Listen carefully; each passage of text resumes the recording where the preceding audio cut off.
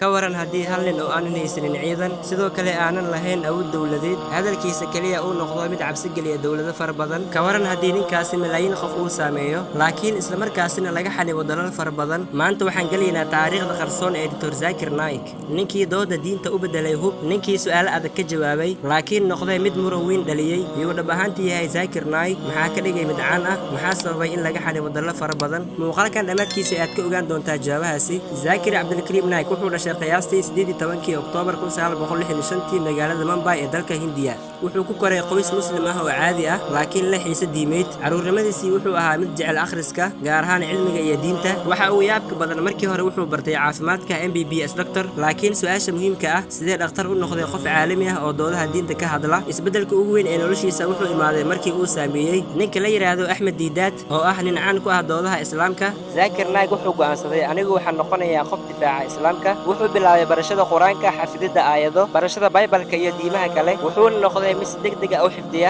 aayado quraan cutubyo baybal ah iyo xigashooyin saynis sanadkii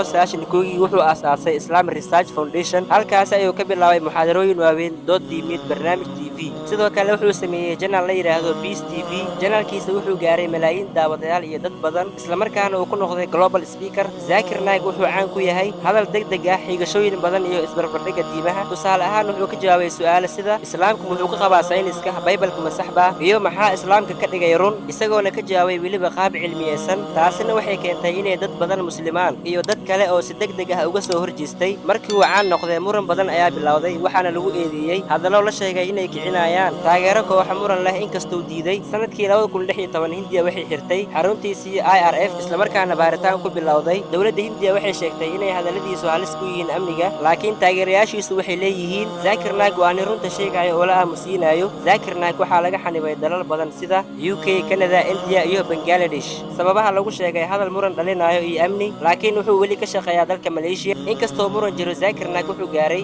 malaayiin taageerayaal channel caalami ah iyo abaalmarin diimeed waxa lagu tiriyaa mid kamid ah dadka ugu saameynta badan dacwada islaamka casriga ah marka su'aashu waa ma yahay haliyay diinta difaaca mise waa qof muran abuura runta dhabta ahna waxay u dhaxaysaa labadaasi nolosha Zakir Naik waa tusaale cad oo muujinayo sida hal qof u bedeli karo malaayiin qof iyo sida fikir uu keeni karo muran taariikhdiisu wili way socotaa laakiin adiga go'aankaaga gaar haddii aad rabto xaqiiqooyin badan oo noocaani ah subscribe sar channelka like sar muuqaalka kana tag fikirkaaga adigu maxaad ka aaminsan tahay Dr. Zakir Naik